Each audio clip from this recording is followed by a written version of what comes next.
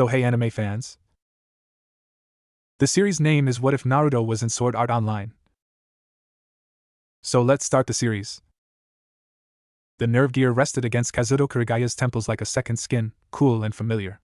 3 years had passed since he'd last worn one of these headsets with any sense of peace. 3 years since the Red Death game had claimed nearly 4,000 lives. 3 years since he'd watched Asuna throw herself between him and Kaiba's final strike. Kirito exhaled slowly, forcing the memories down where they couldn't reach him. You're doing it again. He turned. Asuna stood in his doorway, arms crossed, one eyebrow arched in that particular way that meant she'd been watching him for longer than he realized. Her hair was shorter now, she'd cut it after they woke up, a symbol of moving forward, but her eyes held the same warmth that had kept him sane through 2 years of hell. Thinking, he said. Dwelling. She crossed the room and sat beside him on the bed, her shoulder pressing against his. Different things. Same thing lately. Asuna was quiet for a moment. Then she reached up and touched the nerve gear's surface with her fingertips. Are you sure about this? I could ask you the same question. I asked first. Kirito looked at her, really looked. The afternoon light caught the edges of her face, softening the sharp lines that 2 years of fighting had carved into both of them. She'd been the Flash, once. The fastest rapier in Aincrad. The vice commander of the Knights of the Blood who could reduce grown men to stammering with a single glance. Now she was just Asuna. And somehow, that was better. Shinobi Online is supposed to be different, he said finally. New engine. Full sensory immersion rated at 98%. They're saying it makes Aincrad look like a tech demo. They're saying. Asuna's hand found his. Kaiba said things too. The name hung between them like a blade. Neither of them had talked about Kaiba much since the hospital. Since the sky above Aincrad had shattered and Kirito had woken up with tubes in his arms and machines beeping in the darkness. Since he'd crawled out of bed with muscles that had forgotten how to move and stumbled through sterile hallways until he found her room, found her alive, found her waiting. Some things didn't need words. This is an SAO, Kirito said. Different company. Different developers. Agile checked their security protocols himself. He's been consulting for them since last year. Says it's airtight. Airtight. Asuna's lips twitched. That's what they called the nerve gear's logout button. We don't have to do this. Yes, we do. He knew she was right. They talked about it for weeks. The fear, the hesitation, the way their hands still shook sometimes when they thought about logging into anything that required a full dive connection. But hiding from VR meant hiding from a part of themselves. A part that had learned to survive. A part that had learned to love. Besides, Klein had already logged in. So had Lisbeth and Silica. Agile was planning to join them on launch day, once his shop closed. They'd made a pact, all of them, to prove that SAO hadn't broken them. That they could still step forward. That they could still fight. Together? Kirito asked. Asuna squeezed his hand. Together. Shinobi Online, login interface. The transition was seamless. One moment, Kirito was sitting in his room with the weight of the nerve gear pressing against his skull. The next, he was standing in darkness. No, not darkness. A void. Infinite and silent, stretching in every direction without end. He'd experienced similar loading screens in other VR MMOs, but never like this. Never so real. The absence of sensation felt physical, almost oppressive, like the moment before a storm breaks. Then the light came. It bloomed from nowhere and everywhere at once, swallowing the void in a cascade of gold and crimson. Kirito raised an arm to shield his eyes, and froze. He had an arm. Not the familiar weight of his avatar's limb, but something else. Something that felt more. The textures were sharper. The colors richer. When he flexed his fingers, he could see the individual whorls of his fingerprints, the subtle shift of tendons beneath skin that looked real. Welcome to Shinobi Online. The voice was female. Warm. It seemed to come from inside his own mind rather than from any direction. You have been selected as an early adopter for the most advanced full dive experience ever created. Shinobi Online utilizes next-generation sensory mapping technology to achieve unprecedented realism. All physical sensations have been calibrated to match real-world equivalents at a ratio of 98.7% accuracy. Kirito's breath caught. 98.7%. That wasn't just incremental improvement, that was a leap. In SAO, the sensory mapping had hovered around 80% for most experiences. Pain had been reduced by default, touch had been slightly muffled, and taste had been almost non-existent. This felt different. Please configure your avatar. Menus appeared before him, translucent and glowing. He reached out instinctively, and his fingers passed through the interface, then stopped, as if he'd touched solid glass. The sensation was perfect. Precise. He could feel the cool surface beneath his fingertips, the slight resistance as he pushed. This is insane, he whispered.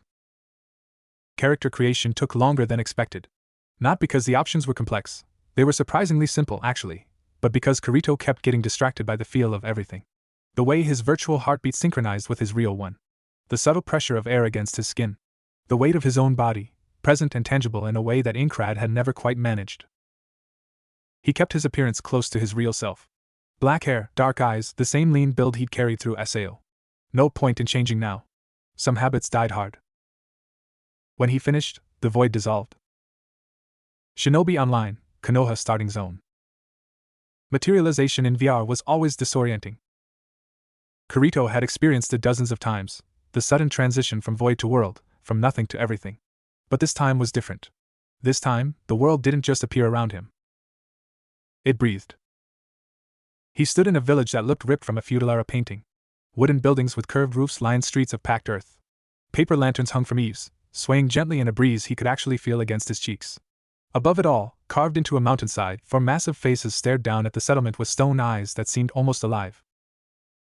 The Hokage Monument. He recognized it from the game's promotional material, the symbol of Konoha, the village hidden in the leaves. And the leaves. They were everywhere. Drifting down from ancient trees, swirling in eddies along the streets, catching the afternoon light in shades of gold and amber and crimson. When one landed on Kirito's outstretched palm, he felt its weight. Its texture. The delicate veins running through its surface. This isn't possible, he breathed. Kirito! He turned. Asuna was running toward him, and for a moment, just a moment, he forgot to breathe. She'd kept her appearance close to real life too, but the game's engine had enhanced her in ways that made his chest tight. Her hair moved like liquid silk with every step. Her eyes caught the light like cut gemstones. When she reached him and threw her arms around his neck, he felt the warmth of her body, the softness of her skin, the quick flutter of her heartbeat against his chest. You feel that? She whispered. Yeah. This is. She pulled back, searching his face. Kirito, this is too real. Even Aincrad wasn't this real. I know. They stood there for a long moment, holding each other in the middle of a virtual village that felt more alive than half the cities Kirito had visited in the real world. Players materialized around them in flashes of light, dozens, then hundreds, their excited chatter filling the streets like water finding cracks in dry earth. This is amazing! I can feel the wind! The graphics are insane, my hand looks real. Has anyone found the tutorial yet? Kirito watched them with a growing sense of unease. They were excited. Happy. Trusting. Just like the 10,000 players who'd logged into SAO 3 years ago, convinced they were about to experience the adventure of a lifetime. Hey! He looked at Asuna. We're not there anymore, she said quietly. This isn't that. We're going to enjoy this, okay? We're going to log out in a few hours, have dinner together, and laugh about how paranoid we were. You're right. I know I'm right. I'm always right. Despite everything, Kirito smiled. Modest, too. One of my many virtues. She took his hand. Come on. Let's find the others. The first hour was normal. Too normal, maybe. Kirito kept waiting for the other shoe to drop, for the menus to freeze, for the logout button to disappear, for Kaiba's hollow voice to echo across the sky and announce that they were all trapped again. But nothing happened. The tutorial was straightforward. The starting quests were simple. Klein found them near the academy and nearly cried when he realized he could actually taste the ramen from the village food stalls. This is the greatest day of my life, Klein announced, slurping noodles with abandon. Forget SAO. Forget everything. I'm never leaving this village. You said that about the tavern in Aincrad, Asuna reminded him. That tavern was amazing. The food was polygons with flavor packets. Delicious polygons. Lisbeth arrived 20 minutes later, dragging Silica behind her. The younger girl's eyes were wide as saucers, drinking in every detail of the village with the wonder that only 14-year-olds could muster. Pina's going to love this, Silica said. She's going to. Wait, where is Pina? Familiar summoning is unlocked at level 5, Lisbeth said, reading from her menu. You have to complete the Beast Tamer starter quest first. But I want her now. Welcome to MMO life, kid. Agile materialized near the monument around the 2-hour mark, his imposing frame drawing stares from nearby players. He modeled his avatar after himself, bald, broad-shouldered, with the kind of presence that made people move out of his way automatically. When he spotted the group, he raised one massive hand in greeting. Traffic was hell, he said. There's no traffic in VR, Klein pointed out. Metaphorical traffic. You know what I meant. They talked. They laughed. They explored the village together, completing the introductory quests that taught basic combat mechanics and movement systems. Kirito found himself relaxing, the knot of tension in his chest slowly unwinding with each passing hour. Maybe this would be okay. Maybe they could actually enjoy a game again. Maybe. Error. The word appeared in the center of his vision, stark red against the afternoon sky. Logout function unavailable. Please contact system administrator. Kirito's blood turned to ice. No. He pulled up his menu, really pulled it up, fingers flying through the gestures he'd memorized years ago. The interface responded, but every option led to the same result. The same error. The same red letters burning into his retinas. Logout function unavailable. Asuna. She was already looking at him, her face pale. Around them, other players were noticing. The excited chatter shifted, the tone changing from wonder to confusion to the first stirrings of fear. Why can't I log out? Hey, my menu's frozen. Mine too. Everyone stay calm, it's probably just a server issue. It's not a server issue. Kirito's voice cut through the noise like a blade. He didn't know why he said it. Didn't know what made him so certain. But he'd felt this before. He'd lived this before. And every instinct he'd developed in 2 years of surviving Aincrad was screaming at him that something was terribly, terribly wrong. Kirito. Asuna started. Then the sky turned red. It happened in an instant. One moment, the afternoon sun was warm against Kirito's skin. The next, everything went crimson. The clouds darkened to the color of dried blood. The buildings took on a rusted hue. Even the leaves drifting down from the trees seemed to catch fire, their gold and amber fading to deep, visceral red. Players screamed. Kirito grabbed Asuna's hand and pulled her close, his eyes scanning the sky for something. Anything. He didn't know what was coming, but he knew it was coming. He could feel it. Then the voice came. It wasn't Kayaba's. That was almost worse. Kayaba's voice had been calm. Detached. The voice of a god observing his creation with clinical interest. This voice was different. Colder. Sharper. It cut through the air like a surgical instrument, precise and merciless, and utterly devoid of anything resembling humanity. Players of Shinobi Online. The words seemed to come from everywhere at once, from the sky, from the ground, from inside their own minds. Kirito felt them vibrating in his bones. I am Omen. A figure appeared above the village. It wasn't human. That was the first thing Kirito noticed, the wrongness of its proportions, the way its form seemed to shift and ripple like heat distortion over asphalt. It had a face, or something like a face, but the features never settled. Eyes became mouths became empty spaces, rearranging themselves in patterns that hurt to follow. You are trapped. The words landed like hammer blows. This is not a game. This is a prison. The logout function has been permanently disabled. Removal of your nerve gear will result in immediate cessation of brain function. Death in this world means death in yours. No, someone whispered. No, no, no. Silence. The word carried weight. Actual, physical weight. Kirito felt it press against his shoulders, forcing him to his knees. Around him, hundreds of players crumpled under the same invisible pressure. You will listen. You will understand. And you will play. The figure descended, hovering just above the tallest building in the village. Its form continued to shift, but one feature had stabilized: the eyes. 2 points of cold light that swept across the trapped players like searchlights. This world is powered by something you do not understand. A source. An energy. A being pulled from beyond the boundaries of your reality. The air rippled. And suddenly, someone else was there. He appeared in the center of the village square, surrounded by a vortex of golden light that slowly faded to reveal his form. A boy. No, a young man. Maybe 17 or 18, with sunbright hair and 3 whisker-like marks on each cheek. He wore an orange jumpsuit that should have looked ridiculous but somehow didn't, and his blue eyes were wide with confusion as they took in the crimson sky, the terrified players, the shifting horror of omen above them. Where? His voice was rough, disoriented. Where am I? The last thing I remember, Sasuke, the valley. He staggered, catching himself against a nearby building. Kirito moved without thinking. He was on his feet and running before the invisible pressure fully lifted, crossing the distance between them in seconds. Asuna followed. He heard her footsteps behind him, felt her presence at his back like she'd been there for every fight they'd ever faced. The boy looked up as they approached. Hey, he said, and even confused and disoriented and clearly terrified, his voice carried something Kirito hadn't heard in a long time. Something that cut through the red sky and the cold voice and the familiar, suffocating weight of being trapped. Hope. Hey, the boy repeated, rubbing the back of his head. I don't know what's going on here, but that guy, he pointed at Omen's shifting form, is giving off some seriously bad vibes. You two know him? Kirito stared at him. You're not a player, he said slowly. You didn't log in. You were pulled here, like Omen said. Pulled? The boy's brow furrowed. I was fighting my best friend. We were both exhausted, out of chakra, and then. He stopped. Looked down at his hands. Wait.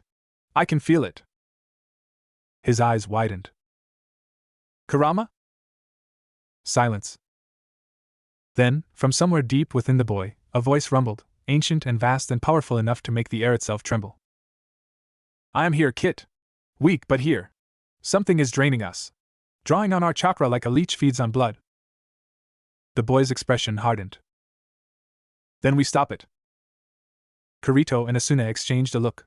In that single glance, years of fighting together passed between them, all the unspoken communication, all the shared understanding, all the trust that had kept them alive through Aincrad's 100 floors. We don't know what we're dealing with, Kirito said quietly. No. The boy straightened, and despite his confusion, despite his disorientation, despite the impossible situation he'd been thrust into, something in his eyes burned bright and unquenchable. But I know one thing. He looked at Omen's shifting form. That thing is hurting people. Scaring them. Trapping them. His hands curled into fists. And I never could stand bullies. Above them, Omen's cold eyes focused. Interesting. The word dripped with something that might have been amusement. The source awakens. The power that fuels this world opens its eyes. The figure descended, its form solidifying into something almost humanoid, a tall, slender being in white robes, with features that shifted between faces too quickly to track. You are Naruto Uzumaki. The boy Naruto stiffened. Your chakra is extraordinary. A perfect fuel for my evolution.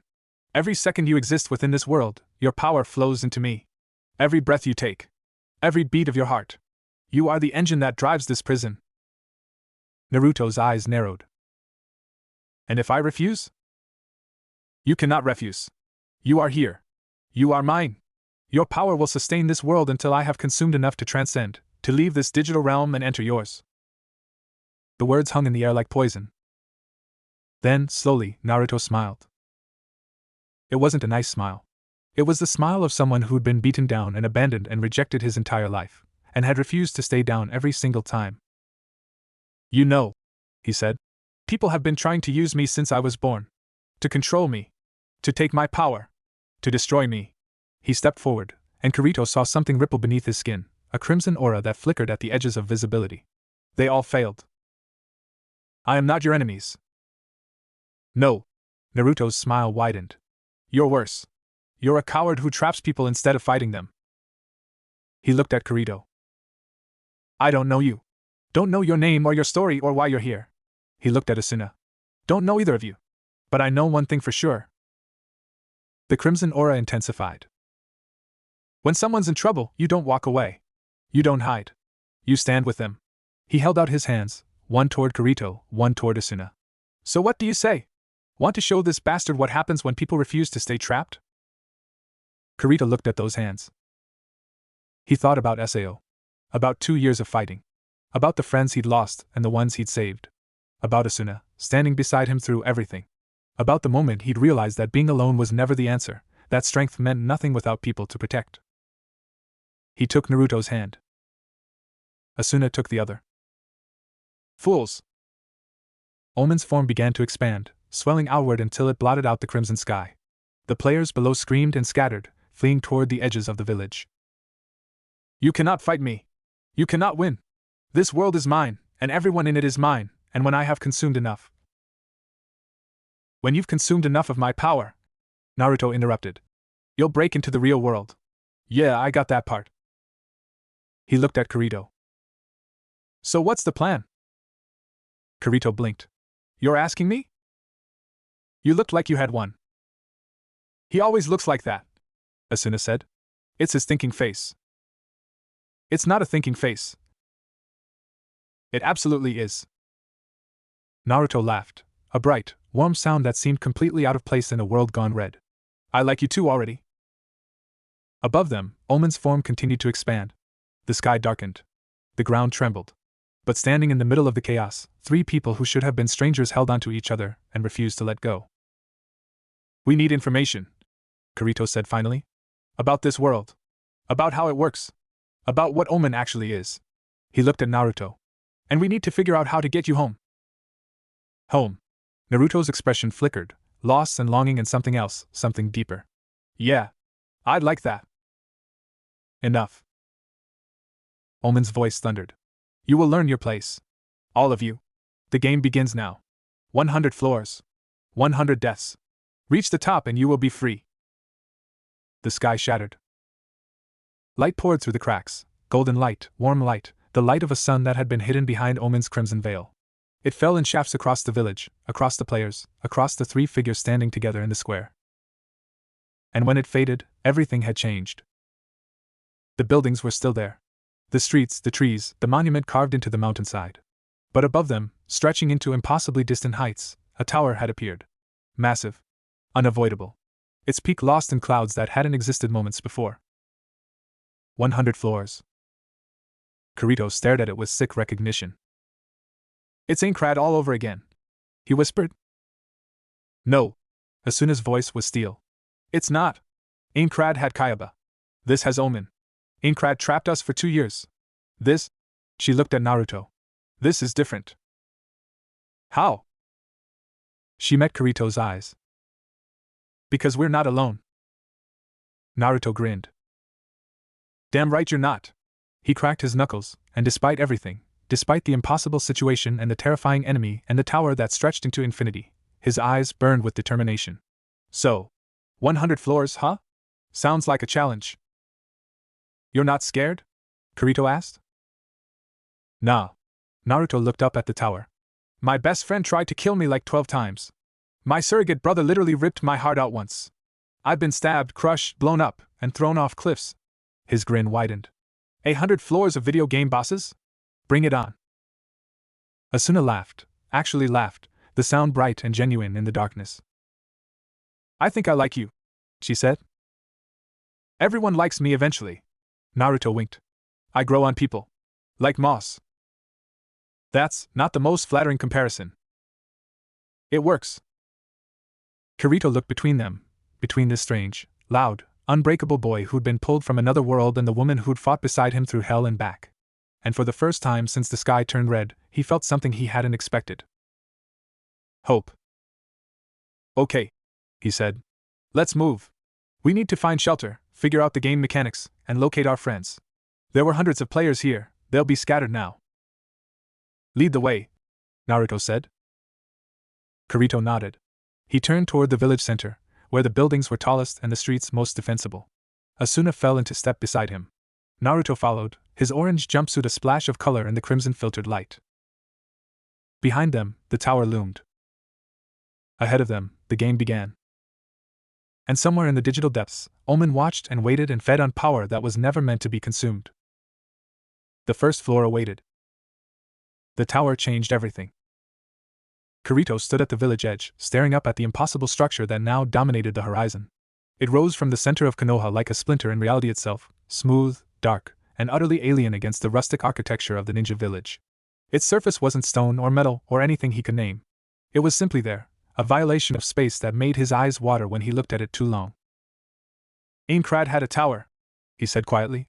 800 floors. We cleared it. Asuna moved beside him. This is an Inkrad. I know. Do you? Because you're doing it again. Kirito tore his gaze away from the tower. Doing what? That thing where you carry everything alone. Where you assume the weight of every player on your shoulders. She touched his arm. We just met a boy from another dimension who's somehow powering this entire death game with his life force. I think we've moved past alone. He wanted to argue. Old habits, maybe? The solo player mentality that had kept him alive in the early days of SAO, before he'd learned that isolation was just another kind of death. But she was right. She was always right. Where is he? Kirito asked. Talking to some players near the academy. Apparently, he's never seen video games before and keeps asking if everyone here is really made of ones and zeros. A small smile crossed her face. It's strangely endearing. That's one word for it. They found Naruto surrounded by a small crowd of players near the Ninja Academy building.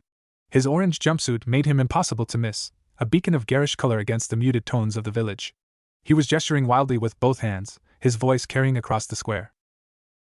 And then Sasuke just stares at me with those stupid cool guy eyes, and I'm like, you're not gonna hit me with that Chidori again. I totally saw it coming this time. But he did hit me. Obviously. Because Sasuke always. He noticed Kirito and Asuna approaching and broke into a grin. Hey! There you are! Your friends are weird. Our friends? Asuna blinked. The short one with the hammer and the loud one with the bandana. They've been asking a lot of questions. Lisbeth and Klein. Of course. Kirito pushed through the crowd, which parted easily, because apparently being the first person to stand up to Omen had made him someone worth noticing, and found his friends near the academy entrance. Lisbeth looked shaken but composed. Klein looked like he'd seen a ghost. Kirito. Klein grabbed his arm. Tell me you have a plan. Tell me you've got something. Because I've been doing the math, and if this is anything like last time. It's not. How do you know? Kirito looked at Naruto, who was now demonstrating something to a group of fascinated players, some kind of hand gesture that made his palm glow with blue light. Because last time, we were alone. This time, we have him. Klein followed his gaze. The orange kid? No offense, but he looks like a walking fashion disaster. What's so special about him? He's not a player. He's from another world. And Omen is using his life force to power this entire prison. Klein's mouth opened. Closed. Opened again. I'm sorry, did you say another world? That's what I said. And Omen is using him like a battery? That's what Omen said. Klein stared at Naruto for a long moment. Then, slowly, a grin spread across his face, the same reckless grin he'd worn when they'd formed the first clearing group in Inkrad, back when they'd both been stupid enough to believe they could beat Kaiba's game in a month. So what you're telling me, Klein said, is that this kid is basically the final boss's power source, and he's just standing around making friends with everyone? Basically. And Omen just let him walk away. Didn't lock him up or drain him dry or anything? Kirito considered this. It was a good point. If Naruto was truly the engine powering this world, why let him roam free? Why not contain him, protect him, ensure nothing happened to their living battery? Unless Omen can't control him directly, Kirito said slowly. Not yet. Maybe the drain is automatic, passive. Naruto's presence alone fuels the system. But actively restraining him? That might require more energy than it's worth. Or maybe. He thought about the way Naruto had stood up to Omen, the defiance in his eyes, the sheer stubborn refusal to be afraid. Maybe Omen's afraid of him. Afraid of a kid in an orange jumpsuit? You didn't see him, Klein. When Omen appeared, everyone else froze. Everyone else ran. He stepped forward. Klein was quiet for a moment. Then he clapped Kirito on the shoulder. All right. I'm in. Whatever you're planning, I'm in. We need to organize, Asuna said, rejoining them. There are at least 300 players in the starting zone, and more logging in every minute. They don't know what's waiting for them. If we don't establish some kind of structure, people are going to panic. You're thinking of the guild system, Kirito said. I'm thinking of what worked last time. Division of labor. Clear roles. A way to coordinate without chaos. She glanced at Naruto, who was now attempting to teach someone the proper form for a Rasengan, whatever that was. And we need to learn everything we can about his abilities. If he's really from another world with different rules, his power might be the key to beating Omen. Assuming Omen doesn't drain him dry first. Asuna's expression hardened. Then we better move fast. 3 hours later, temporary camp, Konoha Residential District. The first day of any death game was always the worst. Kirito had learned that lesson in SAO, watching 10,000 players dissolve into chaos and despair within hours of Kaiba's announcement. The strong had preyed on the weak. The weak had hidden or died. And in the spaces between, ordinary people had been forced to become something else, something harder, just to survive. Shinobi Online was following the same pattern. Already, he'd heard reports of fights breaking out over resources. Arguments about who had the right to claim empty houses as shelters. Whispers of players forming gangs, hoarding information, preparing to exploit the chaos for personal gain. But there were differences too. Small ones? Significant ones? The players here weren't the same 10,000 who'd logged into SAO. Many of them were veterans, survivors who'd made it out of Aincrad and refused to let fear keep them from VR forever. They knew the drill. They knew what to expect. And they were organizing faster than anyone had a right to expect. Agile had already established a supply chain, coordinating with players who'd taken cooking and crafting classes to create a basic food distribution system. Lisbeth had set up a makeshift smithy in an abandoned building, her hammer ringing against metal as she tested the game's crafting mechanics. Klein was organizing a defense group, players with combat experience who could respond if things turned violent. And Naruto. Naruto was everywhere. Kirito watched him move through the crowd, stopping to talk to everyone who crossed his path. A crying child, a real child, probably no more than 12, trapped in a nightmare they couldn't escape. Naruto knelt beside her, said something that made her laugh despite everything, and produced a flower from nowhere that he tucked behind her ear. An elderly man shaking with fear, convinced he'd never see his family again. Naruto sat with him for 20 minutes, listening, nodding, sharing stories about his own loneliness. A group of teenagers arguing about who should lead. Naruto stepped between them, cracked a joke, and somehow had them laughing instead of fighting within seconds. He's good at this, Asuna said, appearing at Kirito's side. At what? People. Connecting with them. She watched Naruto lift a young boy onto his shoulders, spinning in circles until the kid shrieked with laughter. I've never seen anything like it. He's a natural leader. He's something else. Asuna's voice was thoughtful. In SAO, we had commanders. Strategists. People who could organize and delegate and make hard decisions. But him? She shook her head. He's not leading. He's loving. Like it's the most natural thing in the world. Kirito considered this. He thought about the way Naruto had extended his hands to them, strangers, complete strangers, without hesitation. The way he'd smiled in the face of an enemy that should have broken anyone. The way he seemed to draw strength from the very act of connecting with others. What do you think his world is like? Kirito asked. Where does someone like him come from? I don't know. But I'd like to find out. Naruto chose that moment to look up, catching their eyes across the crowd. His face split into a massive grin, and he bounded toward them with the child still perched on his shoulders. Kirito! Asuna! This place is amazing! Amazing? Kirito raised an eyebrow. We're trapped in a death game. Yeah, but look at everyone! Naruto gestured expansively. They're scared, sure. But they're also helping each other. Sharing food. Protecting the kids. Back in my village, when things got bad, people used to. He stopped, something flickering across his face. Well, it wasn't always like this. What was it like? Asuna asked gently. Naruto was quiet for a moment. The child on his shoulders, a boy with brown hair and freckles, tugged at his hair, and Naruto reached up to ruffle his hand absently. Lonely, he said finally. For a long time, it was really lonely. People looked at me and saw something else. Something scary. They didn't want to get close. He shrugged, but the movement was too casual, too practiced. I got used to it. Kirito understood loneliness. He'd spent years building walls around himself, convinced that solitude was strength. It had taken Asuna, and Sao, and the friends he'd made and lost, to teach him otherwise. You're not alone now, he said. Naruto looked at him. Really looked, with those bright blue eyes that seemed to see straight through pretense. No, he agreed. I'm not. Nightfall, Floor 1, Training Grounds. The moon rose over Konoha, casting silver light across the village's tiled roofs. In the training grounds at the edge of town, 3 figures stood facing each other across packed earth. Okay, Naruto said, bouncing on his heels. So you guys are swordsmen? Something like that. Kirito drew the starter blade from his hip, a plain katana with an unremarkable edge. Sao taught us to fight. We've been practicing in other games since we woke up. So? The other prison? Different game. Same idea. Asuna's rapier flashed as she drew it, the blade catching moonlight. A man named Kayaba trapped 10,000 of us inside a VR world. Clear 100 floors, you're free. Die in the game, you die in real life. Naruto's eyes widened. 10,000? And you, both of you, you made it out? We made it out. Kirito's voice was flat. Not everyone did. Silence stretched between them. Then Naruto did something unexpected. He bowed. It wasn't a casual gesture, not the quick nod that passed for politeness in most contexts. It was deep, formal, the kind of bow Kirito had only seen in historical dramas. When Naruto straightened, his expression was utterly serious. I'm sorry, he said, for what you went through. For the people you lost. I know what it's like to watch people die and not be able to save them. His hands clenched at his sides. Back home, there was a war.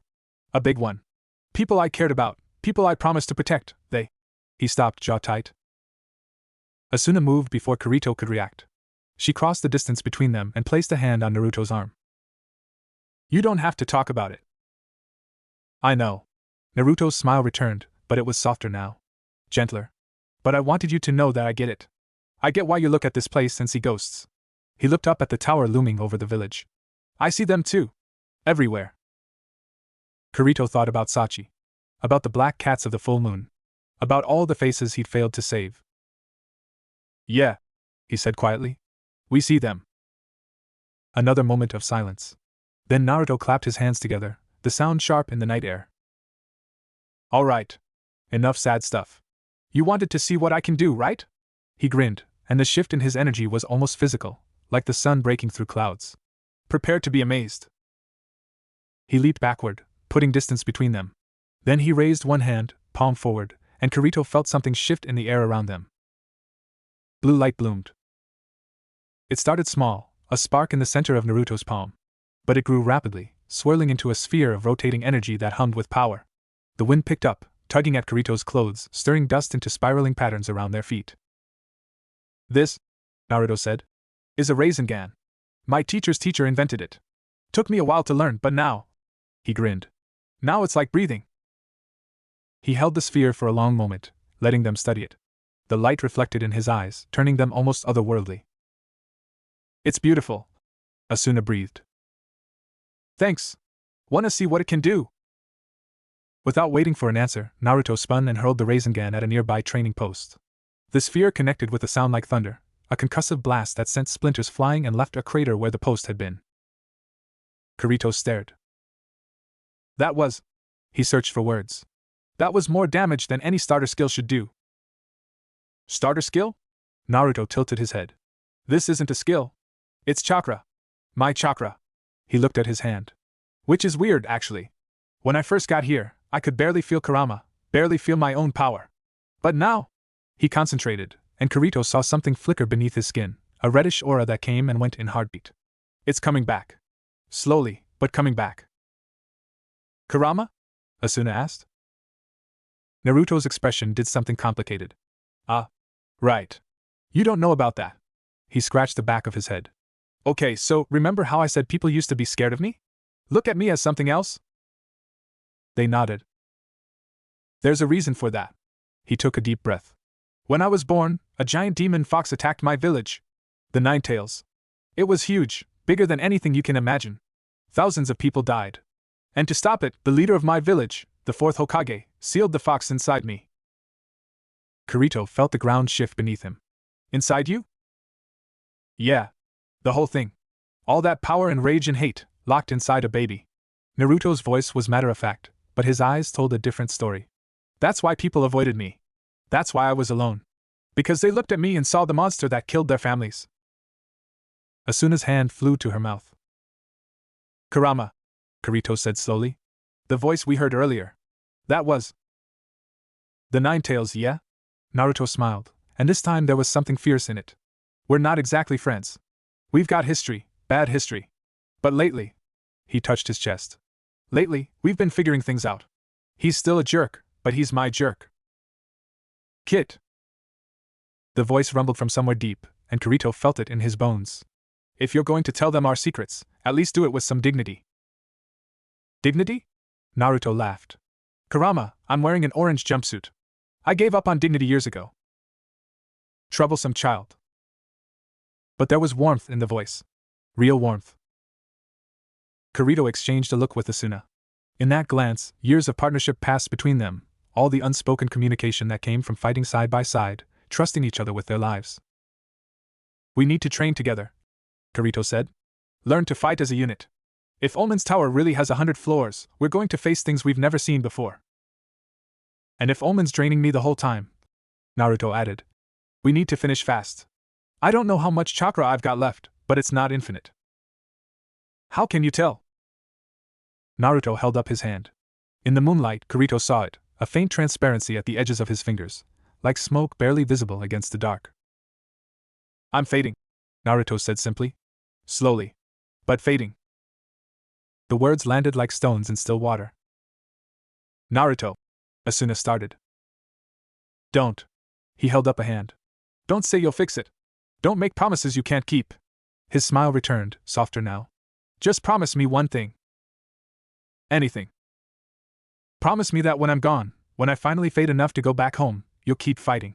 You'll keep protecting everyone here. You'll make it to the top of that tower and show Omen what happens when you mess with people who refuse to give up. Kirito looked at him, really looked. At the whisker marks on his cheeks.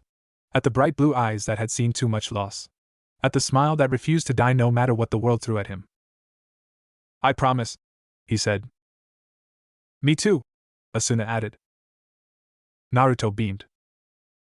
Then let's get started. Show me how you fight. 1 hour later, training grounds. Kirito had fought a lot of opponents. In SAO, he'd faced everything from goblins to dragons to players who'd chosen the path of murder. He'd studied their patterns, learned their tells, adapted his style to counter theirs. Combat, for him, was a puzzle, a series of problems to be solved with timing and precision, and the occasional flash of improvisation. Fighting Naruto was nothing like that. The boy moved like water, no, like wind. There was no pattern to his attacks, no rhythm to exploit. He flowed from one movement to the next without hesitation, his body responding to threats before his mind seemed to register them. When Kirito pressed an advantage, Naruto didn't retreat. He absorbed the pressure, redirected it, turned Kirito's own momentum against him. And his strength. God, his strength. Kirito had sparred with heavy hitters before. Klein could hit hard when he committed to an attack. Agile's strength was legendary among their group. But Naruto was something else entirely. When their blades met, Kirito's katana against the chakra-enhanced strikes of Naruto's fists, Kirito felt the impact in his bones. Felt his virtual muscles scream with the effort of holding his ground. Not bad, Naruto called, springing back to create distance. You're fast. Faster than most of the guys I've fought. You're not so bad yourself. Kirito rolled his shoulder, working out the ache. How are you blocking a sword with your bare hands? Chakra. Naruto held up his palms, and Kirito saw the faint blue glow coating them. I coat my skin with it. Makes me tougher. Lets me hit harder. He grinned. Want to see what it can do offensively? Before Kirito could respond, Naruto vanished. Not moved, vanished. One moment he was 20 feet away. The next, he was behind Kirito, one hand raised in a chop that stopped a millimeter from his neck. Shadow clone jutsu, Naruto said cheerfully. Kirito spun. The Naruto behind him dissolved into smoke, and 3 more appeared around him, all grinning identical grins. That's cheating, Kirito said. It's not cheating. It's ninja stuff. Asuna laughed from the sidelines. She'd been watching their sparring session with the strategist Sai, cataloging Naruto's abilities, searching for weaknesses and synergies. Now she rose and walked toward them, her rapier still sheathed. Can you teach us? She asked. Naruto blinked. Teach you? The clone thing? Why not? If chakra is just another form of energy, and this world runs on data, there should be a way to translate your techniques into game mechanics. We just need to figure out the interface. Kirito saw where she was going. In SAO, skills were learned through practice, repetition and mastery that eventually unlocked new abilities. If Naruto's techniques could be mapped onto the game's systems. Brilliant, he said. I know. Asuna smiled. That's why you keep me around. Naruto looked between them, his expression curious. You two are, together, right? The question was so direct, so innocent, that Kirito felt his face heat. Asuna, to her credit, didn't even blink. Yes, she said. We are. Cool. Naruto nodded thoughtfully. I always wondered what that would be like. Having someone who, stays. The words were simple, but the weight behind them was enormous. Kirito thought about what Naruto had told them, about being alone, about people seeing a monster instead of a boy, about carrying the weight of a demon since birth. There's someone, Kirito said slowly. In your world. Someone who. Sakura. Naruto's smile went soft at the edges. And Sasuke. They're my team. My friends. They're. He trailed off, something complicated crossing his face. Sasuke's the one I was fighting. When I got pulled here. We were both so tired, so beaten, and then. He shook his head. He'll find me. I know he will. He's too stubborn to let me disappear. Friends like that, Asuna said quietly, are worth everything. Naruto met her eyes. Yeah, they are. Dawn, Floor 1, Village Gate. The first night passed without incident. Kirito hadn't slept, couldn't sleep, not with the weight of another death game pressing down on him. Instead, he patrolled the village perimeter with Klein and his defense group, watching for signs of trouble. None had come. The players were too exhausted, too shocked, too busy processing the nightmare they'd found themselves in. Now, with dawn painting the sky in shades of gold and pink, Kirito stood at the village gate and studied the tower. It was different in daylight.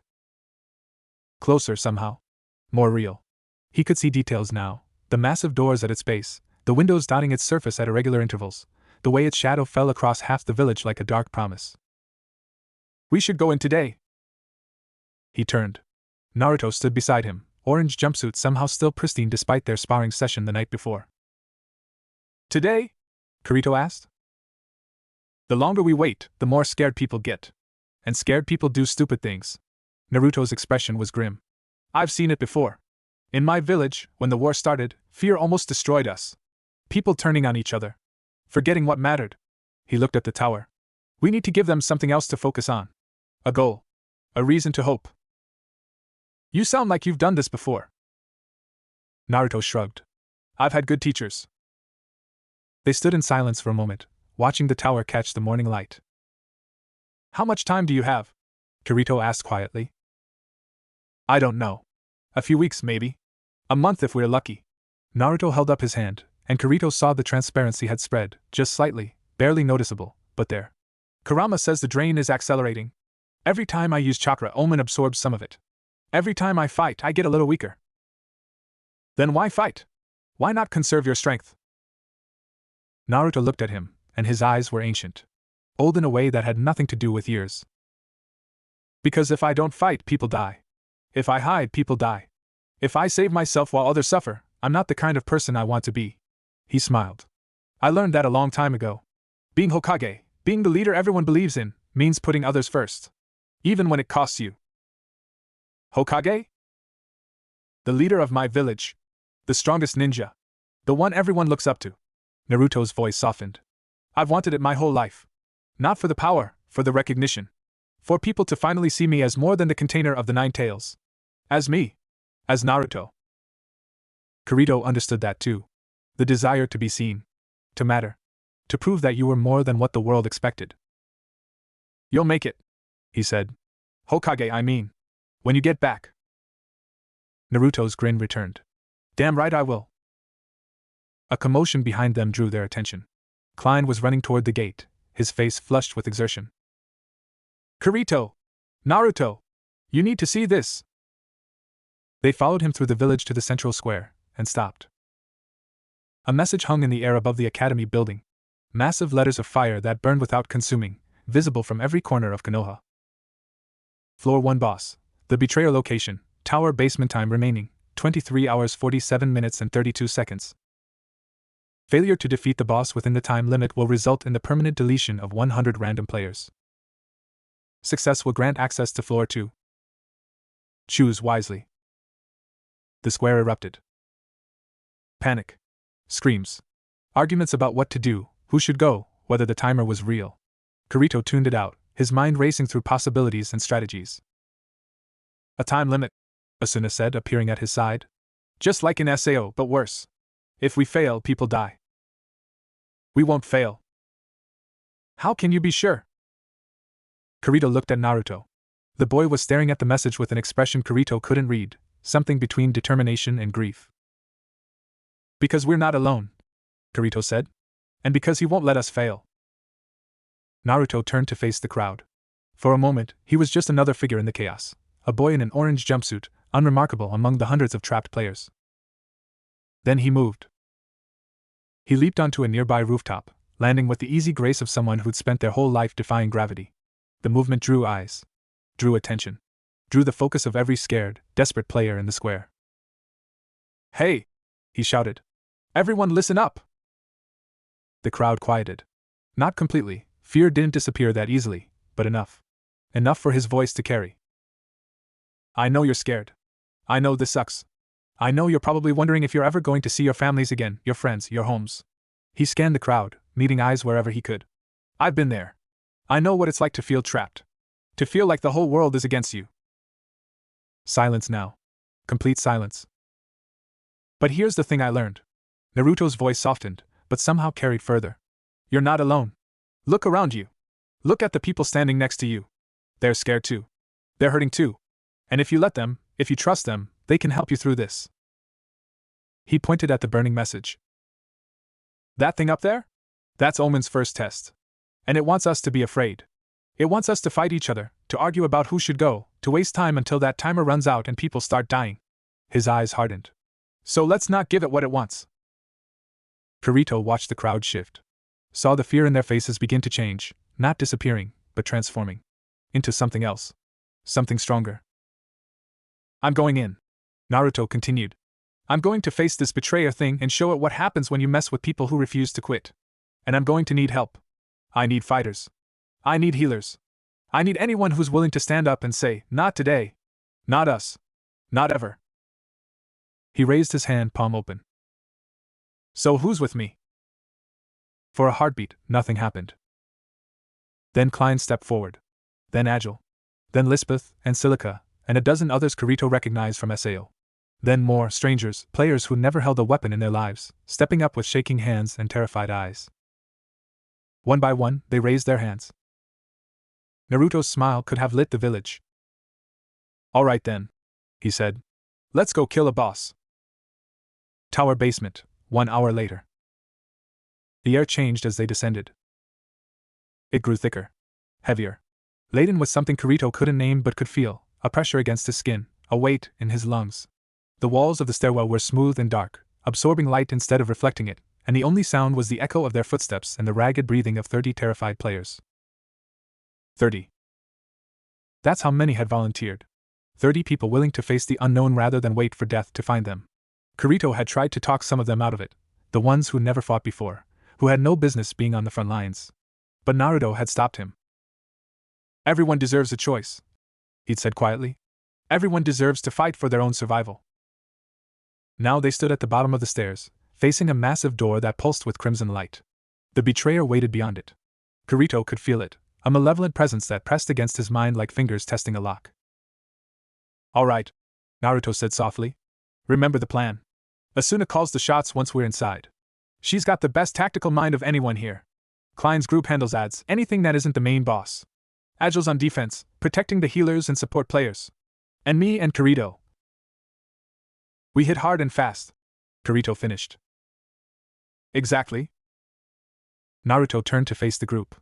30 faces looked back at him, young, old, scared, determined, human. I'm not going to lie to you, he said. This is going to be hard. People might get hurt. People might. He stopped, jaw tightening. People might not make it. But I promise you this, I will do everything in my power to bring as many of you home as possible. I will fight until I can't fight anymore. I will protect you with everything I have. He placed his hand on the door. That's my ninja way. The door swung open. And hell poured out. Floor 1 boss room, the betrayer. The chamber was vast, a cathedral of darkness lit by guttering flames that cast more shadows than light. At its center stood a figure that made Kirito's blood run cold. It had been human once. Or something like human. Now it was a twisted mockery of flesh and metal, its body a patchwork of organic and mechanical parts. Wires emerged from its skin like veins. Metal plates covered half its face. And its eyes, one human, one glowing red, fixed on the players with an expression of infinite sorrow. "Welcome," it said, and its voice was a chorus of pain. "I have waited so long for someone to end this." "Wait," Asuna breathed. It's aware?" The betrayer laughed. The sound was horrible. "Aware? Oh yes. I am very aware. Aware of what I was. Aware of what I've become. Aware that I am the first test, the first sacrifice, in Omen's grand design." It raised one arm, and Kirito saw that the hand had been replaced with a blade. "I do not want to fight you. But I have no choice. The system compels me. The pain compels me. And when you fall, I will weep for you even as I consume your data." Naruto stepped forward. "Then let us help you." The betrayer's mismatched eyes fixed on him. "Help me? Child, I am beyond help. I am code and suffering and the first brick in Omen's tower. The only help you can offer is destruction." "Maybe." Naruto's voice was gentle. "But destruction doesn't have to be cruel. We can make it quick. We can make it kind. We can honor what you were instead of just killing what you've become." The betrayer was silent for a long moment. Then, slowly, it nodded. You are not like the others. You are not data. You are not of this place. Its human eye widened. You are the source. The power that fuels." "I know." Naruto raised his hand, and blue light began to gather. "And I'm sorry. Sorry that you're suffering. Sorry that we have to do this. Sorry that Omen made you into this." "Do not be sorry." The betrayer raised its blade. "Be swift." Naruto looked at Kirito. Together they moved. The battle lasted 17 minutes. 17 minutes of chaos and courage and screams that would haunt Kirito's dreams for years. The betrayer fought with desperate skill, its blade flashing through the darkness, its mechanical limbs striking from impossible angles. Players fell, 3, then 5, then 8, their bodies dissolving into light before they could even cry out. But they held. Klein's group circled the ads, lesser copies of the betrayer that spawned from the shadows. Angel's shield absorbed blow after blow, protecting the healers who worked frantically to keep everyone standing. Asuna's voice cut through the chaos, calling targets, adjusting positions, keeping order in the madness. And Naruto. Naruto was everywhere. He flowed through the battle like water, appearing where he was most needed, striking when the betrayer was most vulnerable. His clones multiplied the group's strength tenfold. His Rasengan carved chunks from the boss's health bar with every impact. And through it all, he never stopped talking, encouraging, directing, believing in people who never believed in themselves. "Left side, Klein, watch the spawns." "Asuna, behind you, no, you got it, never mind." "Agile, shield up, yeah, like that." "Kirito." Kirito looked up. The betrayer had cornered him, its blade raised for a killing strike. He was too far from the group. Too far from help. Too far from. Naruto appeared between them. He took the blade in his chest. "No!" Kirito screamed. Naruto staggered, but didn't fall. Instead, he grabbed the blade with both hands, ignoring the way it cut into his palms, and pulled. The betrayer stumbled forward, off balance for the first time in the entire fight. "Now!" Naruto shouted. "Kirito, now!" Kirito moved without thinking. His blade found the gap in the betrayer's armor, the place where flesh met metal, where organic pain met digital suffering. He drove it home with every ounce of strength he possessed. The betrayer froze. For a moment, nothing happened. Then, slowly, it smiled. "Thank you," it whispered. "Thank you for..." It dissolved into light. And in the silence that followed, Naruto collapsed. Floor 1 boss room, aftermath. Kirito caught him before he hit the ground. "Idiot!" he gasped, lowering Naruto gently. "You idiot, why did you?" "Had to." Naruto's voice was weak, but his smile was as bright as ever. "You're important. To her. To everyone. Couldn't let you." "Don't talk. Save your strength." "Strength's kind of the problem." Naruto held up his hand, and Kirito's blood ran cold. The transparency had spread, was still spreading, creeping up his arm like frost on a window. "Told you. Using chakra makes it worse. And I used a lot." "Naruto." "Hey." A hand on his cheek. Warm, despite everything. "It's okay. I'm not gone yet. Just resting. Give me a minute. Asuna appeared beside them, her face pale. The door to floor 2 is open. We need to move, the system's resetting. Give us a minute, Kirito said. Asuna looked at Naruto. At the transparency spreading across his skin. At the smile that refused to die. 1 minute, she agreed. They sat together in the fading light of the boss room, surrounded by the ghosts of fallen players and the echoes of a battle won. Naruto's breathing slowly steadied. The transparency stopped spreading, for now. That was fun, he murmured. Fun? Kirito stared at him. You got stabbed. I've had worse. Naruto's eyes drifted closed. Wake me when we get to floor 2. Gotta save your friends. Gotta beat Omen. Gotta get back home and… His voice faded into sleep. Kirito looked at Asuna. What have we gotten ourselves into? He asked quietly. She took his hand. I don't know. But whatever it is, we're in it together. Above them, the message boards updated. Floor 1 cleared. Floor 2 unlocked. Next boss, unknown. Time to next boss, 7 days. 7 days to prepare. 7 days to train. 7 days to watch Naruto fade a little more. Kirito looked at the sleeping boy in his arms, this strange, loud, impossible person from another world who'd taken a blade meant for him. 7 days. He'd make them count. The Forest of Confusion was aptly named. Kirito stood at the edge of the tree line, studying the impossible geometry before him. The trees grew at angles that shouldn't exist, some slanting sideways, others curving in complete loops, a few descending from above with their roots reaching toward the sky like grasping fingers. The paths twisted back on themselves, creating optical illusions that made his head hurt. Even the light was wrong, filtering through leaves in patterns that shifted when he wasn't looking directly at them. Let me guess, Klein said from beside him. This floor's gimmick is getting lost forever and dying alone in the dark. That's the spirit. Great. Fantastic. I love it. Klein's hand drifted toward his katana. So what's the plan? Kirito didn't answer immediately.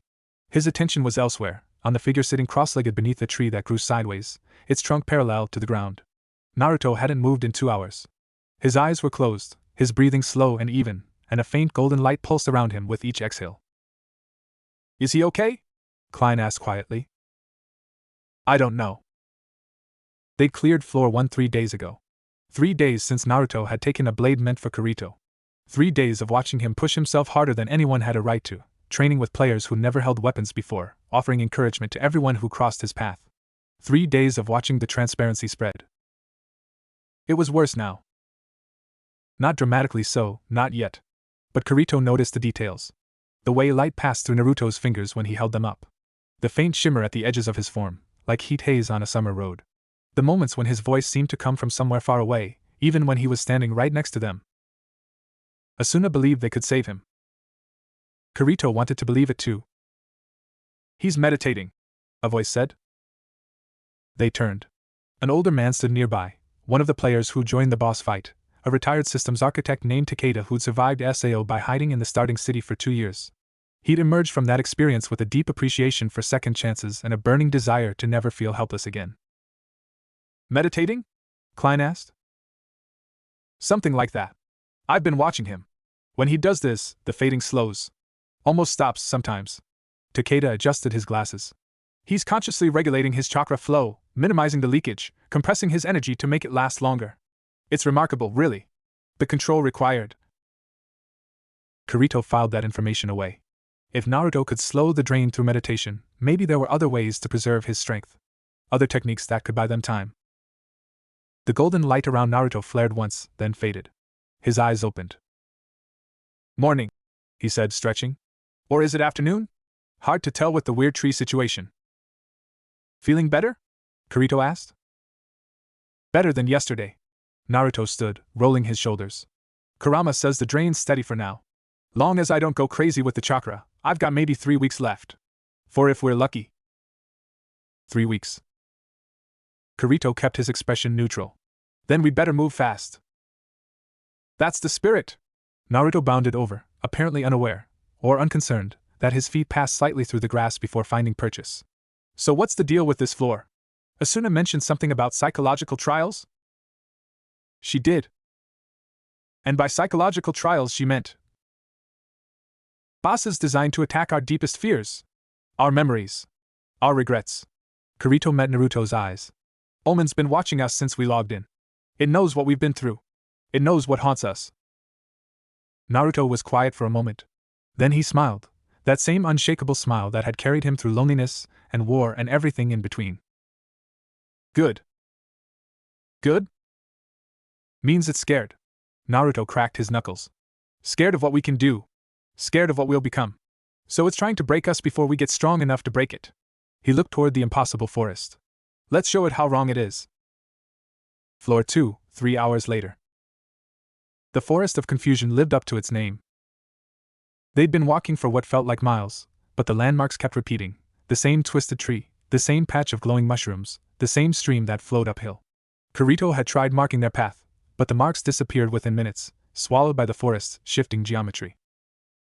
This is ridiculous, Klein muttered. We're going in circles. We're not going in circles, Asuna said. We're going in spirals. There's a difference. Is there?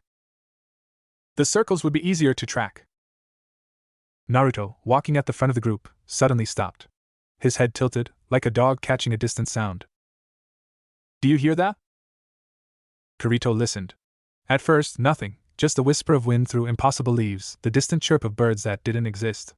Then, faintly, a voice. Kirito. His blood turned to ice. Why did you let us die? No. He shook his head. No, it's not real. It's the floor, it's playing tricks on us. We trusted you. Sachi's voice. Clear as day. Close enough to touch. You were supposed to protect us. Kirito's hand went to his sword. Around him, the forest seemed to shift, the trees pressing closer, the light dimming to twilight. He could see them now, shapes in the darkness. Figures that moved like players but weren't. The black cats of the full moon. You found the trap room. Sachi continued, her voice carrying the same gentle sadness he remembered from the last time he'd seen her alive. You could have warned us. Could have saved us. But you were too busy playing the solo hero. Sachi, we died because of you. The figures stepped into the light. They looked exactly as he remembered. Keita, the guild leader, with his easy smile and desperate desire to prove himself. Tetsuo, the fighter, always ready with a joke. Sasamaru, the scout, quiet and loyal. And Sachi, gentle Sachi, who'd been so afraid of dying that she'd learned to play the flute just to have something beautiful in a world of pain. They stood before him now, their eyes empty, their faces frozen in expressions of betrayal. You should have died with us, Keita said. Kirito's sword was in his hand. He didn't remember drawing it. Kirito! Asuna's voice. Far away. Muffled, like she was speaking through water. Kirito, snap out of it! He tried to respond, but the words wouldn't come. The ghosts were moving closer, their hands reaching for him, their empty eyes fixed on his. A hand grabbed his shoulder. Not a ghost. Warm. Solid. Real. Hey! Naruto's face swam into view, blocking out the phantoms. His blue eyes were steady, calm, utterly unafraid. Hey! He repeated. Look at me! There! I know. I see them too. Naruto's grip tightened. But they're not real. They're memories. Guilt. Pain. Omen digging through your head and using what it finds. He smiled. You know what I do when guilt tries to eat me alive? Kirito couldn't answer. I talk back. Naruto turned to face the ghosts.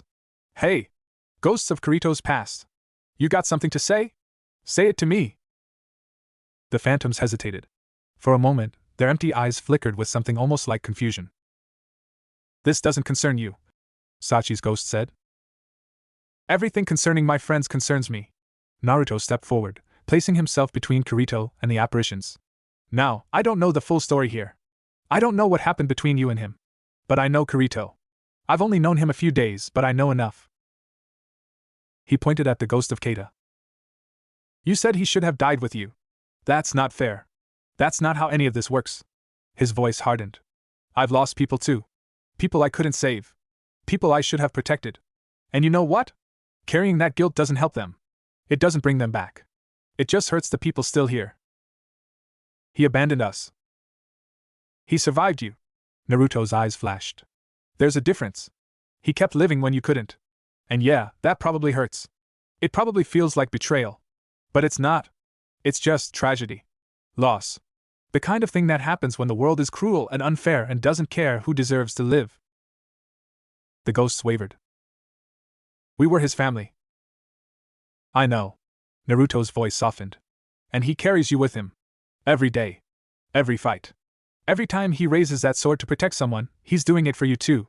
Because you taught him that being alone isn't strength. Because your death showed him what really matters. He held out his hand. Rest now. Please. He's going to be okay. I'll make sure of it. The ghost stared at him for a long moment. Then, slowly, they began to fade. Take care of him, Sachi whispered. Promise. The forest returned to normal. Kirito stood frozen, his sword still drawn, his heart pounding. Naruto turned to face him, and for once, his expression wasn't smiling. You okay? Kirito's voice cracked. How did you do that? Talk to them. Naruto shrugged. Ghosts are just people who didn't get to finish their stories. Sometimes they just need someone to listen. That's not. Kirito stopped. Swallowed. They were right. I should have died with them. No. The word was sharp. Final. You should have lived. You should have carried their memory forward. You should have become someone worth remembering. Naruto stepped closer. That's what I learned growing up alone. The people who leave us, they don't want us to join them. They want us to keep going. To live the lives they couldn't. To be happy. He placed a hand on Kirito's shoulder. Sachi, that was her name, right? She wants you to be happy. She wants you to protect people. She wants you to keep fighting. He smiled. So do that. For her. For yourself. For all of us who need you here now alive. Kirito looked at him, really looked. At the whisker marks on his cheeks. At the eyes that had seen too much loss. At the smile that refused to die. How do you do that? He asked quietly. Do what? Know exactly what to say. Every time. Naruto laughed. I don't. I'm just making it up as I go along. He glanced back at where the ghosts had stood. But I've had a lot of practice being alone. A lot of practice talking to people who weren't there. Eventually you learn what they would have wanted to hear. Kirito thought about that. Thank you, he said. Anytime. They stood together in the impossible forest, two survivors from different worlds, connected by loss and a stubborn refusal to give in. Around them, the forest waited. Floor 2, nightfall.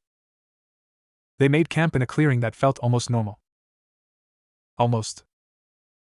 The trees still leaned at odd angles, and the stars overhead arranged themselves in constellations Kirito had never seen, but the ground was flat and the air was still, and for now, that was enough. Klein had built a fire, actual fire, using game mechanics that translated into warmth and light and the smell of smoke. Players clustered around it in small groups, talking quietly, sharing food, finding comfort in each other's presence. 30 had gone into the boss fight on floor 1. 22 had come out. The 8 who'd fallen were mourned, remembered, honored in the only way survivors could. Asuna sat beside Kirito, her head on his shoulder. Across the fire, Naruto was telling stories to a group of younger players, wild tales of ninja battles and impossible adventures that had them gasping and laughing in equal measure. And then Sasuke just flies through the air, Chidori blazing, and I'm thinking, great, this is it, I'm toast. But I just figured out the Rasengan, you know? Like literally minutes before. So I jump up to meet him, and we just... He slammed his fists together. Boom. Biggest explosion you've ever seen. Crater half a mile wide. We both passed out for 3 days. No way. One of the kids breathed. Way. Ask Kurama if you don't believe me. I will do no such thing. The Ninetales' voice rumbled, and the kids shrieked with delighted terror. Kirito smiled. Small but real. He's remarkable, Asuna said quietly. Yeah. I've been thinking about what he said. About carrying people forward. About living for them. She lifted her head to look at him.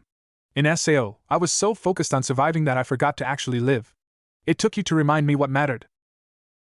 You reminded yourself. Maybe. But you helped. She leaned into him again. I don't want to make that mistake here. I don't want to be so focused on the next fight that I forget why we're fighting. Any suggestions? Asuna was quiet for a moment. Then, we remember. We honor. We make sure that when this is over, when we get out, we carry everyone with us. The ones who fell on floor 1. The ones we lost in SAO. Everyone. Kirito thought about Sachi's ghost. About what Naruto had said. We will, he promised. Across the fire, Naruto's laughter rang out, bright and warm and utterly unbreakable. Day 4, Floor 2, the heart of the forest. The boss room wasn't a room.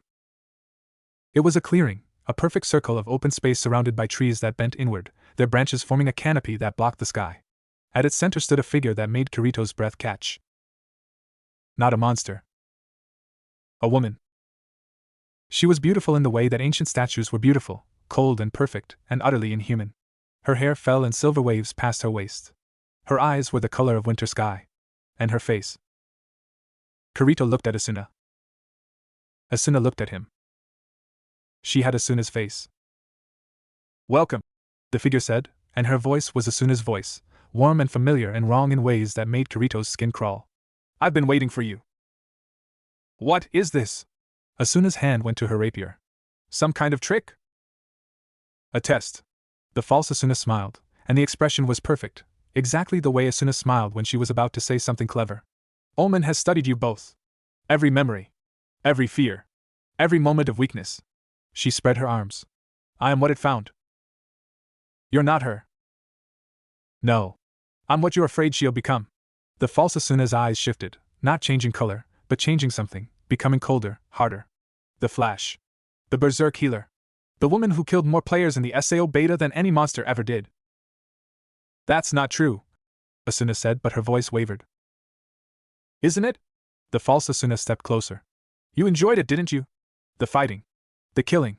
The power. When you became the Flash, when you earned that title, part of you loved it. Part of you still does. Asuna's rapier was in her hand. Kirito saw her knuckles whiten on the hilt. You don't know anything. I know everything. I'm made from your memories. The false Asuna circled them, her movements fluid, predatory. I know about the first time you killed a player. The way your hands shook afterward. The way you told yourself it was self-defense. The way you dreamed about it for weeks. Stop. I know about the guilt you carry. The fear that you're not really a healer, not really a protector, just a killer wearing a pretty face. She smiled. I know that sometimes, in the dark, you wonder if you'd be happier if you just let yourself become the monster everyone expected. Asuna's rapier point dropped. No, Kirito said. Asuna, look at me. She's right. What? Asuna's voice was hollow. Part of me did love it. The fighting. The clarity of it. The way everything else faded away and there was only the next strike, the next opponent, the next moment of perfect focus. She looked at Kirito, and her eyes were bright with unshed tears. Does that make me a monster? No. It doesn't make you anything, a new voice said. Naruto stepped between them and the false Asuna. His expression was calm, not the usual grin, but something quieter. Something deeper. It makes you human. He looked at the false Asuna. You're good at this. Really good. Picking at old wounds, finding the cracks, making them hurt. He tilted his head. But you're missing something. The false Asuna's smile flickered. And what's that? The point. Naruto turned to face Asuna fully. Listen to me. That thing. He jerked a thumb at the false Asuna. Is using your fears against you. But fears aren't facts. Just because you could become something doesn't mean you will. Just because part of you loved fighting doesn't mean that's all you are. He held up his hand, palm open. I've got a demon inside me. Literally. A giant murder fox who spent my whole childhood trying to take over my mind and destroy everything I loved. And yeah, sometimes I'm scared that I'll lose control. That I'll become the monster everyone expected. He smiled. But then I remember that I'm not just the container. I'm not just the power. I'm me. Naruto. The guy who never gives up. The guy who protects his friends. The guy who's going to be Hokage someday. He reached out and took Asuna's hand. You're not just the Flash. You're not just a killer or a healer or any of the things that thing is trying to make you believe. You're Asuna. The woman who stood up to Omen without flinching. The woman who organizes shelters and plans strategies and makes sure everyone has food. The woman who loves Kirito so much it's actually kind of disgusting. Despite everything, Asuna laughed. It was wet and shaky, but it was real. You're kind of ridiculous, she said. I know. Naruto grinned. Now let's go kick this imposter's butt. Together. Asuna looked at him for a long moment. Then she straightened, and Kirito saw the flash return to her eyes, not the cold killer the false Asuna had described, but something better. Something stronger. A woman who knew her own darkness and chose to rise above it anyway. Together, she agreed. The battle was unlike any they'd faced. The false Asuna fought with Asuna's speed and Asuna's precision, every strike perfectly placed, every movement optimized for maximum damage. She anticipated their attacks before they made them, dodged combinations that should have been impossible to evade, countered with devastating efficiency. But she couldn't anticipate Naruto. Because Naruto didn't fight like anyone she'd studied. He was chaos incarnate, a whirlwind of motion and misdirection and sheer, stubborn refusal to follow the rules. His clones appeared and vanished at random. His attacks came from impossible angles. And every time the false Asuna thought she had him cornered, he slipped away like smoke. Left! Asuna called. Kirito, left side! Kirito moved without thinking, his blade finding the opening Asuna had identified. The false Asuna spun to block, and Naruto appeared behind her, Rasengan blazing. Gotcha! The attack connected. The false Asuna staggered, her form flickering. For a moment, her perfect features dissolved, revealing something underneath, a core of pulsing red light, mechanical and cold. You think this changes anything? Her voice had shifted, becoming something less human. You think beating me means you've conquered your fears? They'll always be there. Always waiting. Always ready to. Yeah, Naruto interrupted. They will. He stood before her, unarmed, unafraid. That's the thing about fear. It never really goes away. You just learn to live with it. To use it. To remind yourself that being scared doesn't mean being weak. He smiled. I've been scared my whole life. Scared of being alone. Scared of failing. Scared of letting people down. But I kept going anyway. Because that's what heroes do. The false Asuna stared at him. You're impossible, she whispered. I know. Naruto raised his hand. Rasengan. Light consumed everything. When it faded, the false Asuna was gone. In her place stood a woman, a real woman, or as real as anything in this world could be. She had silver hair and winter blue eyes and a face that held centuries of sorrow. Thank you, she said quietly. I have been trapped in that form for so long. Forced to torment others. To be the instrument of their pain. She looked at Naruto. You freed me. Wasn't just me. Naruto gestured at Kirito and Asuna. We did it together. The woman smiled, a sad, beautiful expression. Together. Yes. That is the key, isn't it? The thing Omen cannot understand. The thing it will never understand. She began to fade, her form dissolving into light. Be careful, children. The next floors will be worse. Omen learns. Omen adapts. And it is very, very afraid of you. Of us? Asuna asked. Of him. The woman's eyes rested on Naruto. He carries something Omen cannot control. Cannot predict. Cannot consume without being changed. That terrifies it more than anything. She faded completely. And in the silence that followed, the door to floor 3 appeared. Day 5, floor 2 camp. They didn't advance immediately. The system gave them 7 days between floors, a cruel mercy that allowed players to recover, to train, to prepare for the next horror. Kirito used the time to work with the newer players, teaching them basic combat skills, helping them find the courage to fight. Asuna worked on organization, establishing communication networks and resource distribution systems that would scale as more players joined them. New people were still logging in, trapped, confused, terrified. She made sure they found shelter and support instead of chaos.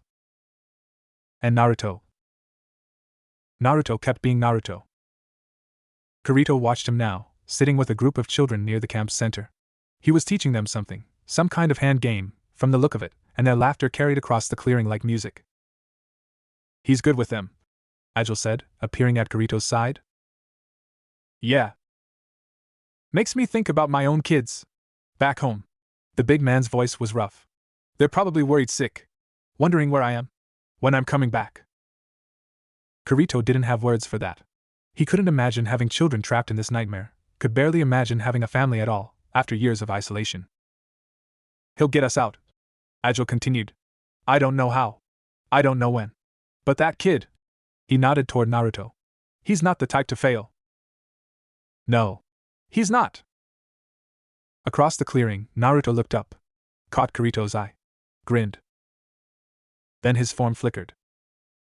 Just for a moment, barely noticeable, easily dismissed. But Kirito noticed. Kirito always noticed. The transparency was spreading. Day 6, Floor 2, Private Conversation. Kirito found Naruto alone at the edge of camp, staring at the door to Floor 3. Can't sleep? Naruto didn't turn. Something like that. Kurama's restless. Says he can feel Omen digging deeper. Trying to find a way to access more of my chakra without killing me. That's good? Depends on your perspective. Means Omen needs me alive. Means I'm useful. Naruto's voice was flat. Also means it's getting desperate. Desperate things do desperate things. Kirito moved to stand beside him. The door loomed before them, a massive archway of dark stone, pulsing with faint light. You're fading faster. Naruto was quiet for a moment. Then he held up his hand. In the moonlight, it was unmistakable. The transparency had reached his wrist. When he flexed his fingers, Kirito could see the faint outline of the trees through his palm. Yeah, Naruto said quietly. I know.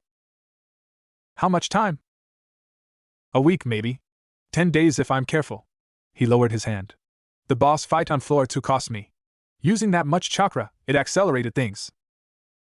Kirito's hands curled into fists. Then we stop. We rest. We figure out another way. There is no other way. There has to be. Kirito. Naruto turned to face him. Listen to me. I'm not going to make it out of this. That's just the truth. Omen's been draining me since the moment I arrived, and every fight makes it worse. By the time we reach floor 100, I'll be gone. No. Yes. Naruto's voice was gentle. But here's the thing, I'm okay with that. Kirito stared at him. How can you be okay with dying? Because I'm not dying. Naruto smiled. I'm going home. When my chakra's completely drained, when there's nothing left of me in this world, I'll go back to my own. Back to my friends. Back to Sasuke and Sakura and Iruka-sensei and everyone else who's waiting for me. He touched his chest. Kurama says it's like being summoned. The connection to my body, my real body, is still there. Still pulling. When the chakra's gone, I'll just return. Kirito tried to process this. Tried to find the right words. You're sure? Kurama's sure. And he doesn't lie. Not about important stuff. Naruto's smile softened. So you see? I'm not dying. I'm just leaving. And before I go, I'm going to help as many people as I can. I'm going to fight as hard as I can. I'm going to be the hero my village always believed I could be. Your village believed in you? Naruto laughed. Not at first. Not for a long time. But eventually? Yeah. They did. He looked up at the door. And that's why I can do this. Because I know what it feels like to have people believe in you. And I want to give that to everyone here. Even if it's just for a little while. Kirito thought about Sao. About the 2 years he'd spent fighting alone, convinced that isolation was strength. About the moment he'd realized that trusting others wasn't weakness, it was the only thing that made survival meaningful. You're not leaving yet, he said finally. Nope. And until you do, we fight together. Naruto's grin returned. Damn right. They stood side by side, watching the door to floor 3 pulse with light. Somewhere beyond it, Omen waited. And for the first time since this nightmare began, Kirito felt ready. The door opened onto a city. Not a village like Konoha, with its rustic charm and natural beauty. This was something else entirely, a sprawling metropolis of glass and steel that stretched toward a sky the color of bruised plums. Towering skyscrapers pierced the clouds. Holographic advertisements flickered on every surface, their messages scrambled into static. The streets were empty, silent, haunted by the ghosts of a civilization that had never existed. Kirito stepped through the doorway and felt the temperature drop. This is wrong, he murmured. Everything about this place is wrong. Asuna moved beside him, her rapier already drawn. Look at the architecture. It's familiar but twisted. Like someone tried to recreate a city from descriptions instead of memories. Naruto came last, his usual energy muted. He stared at the buildings with an expression Kirito couldn't read. I know this place, he said quietly. You do? Not really. But, he touched his chest. Kurama does. He says it's like the cities he saw during the Warring States period. Before villages existed. Before the Shinobi system. When clans fought each other over everything and everyone was alone. The boy is correct.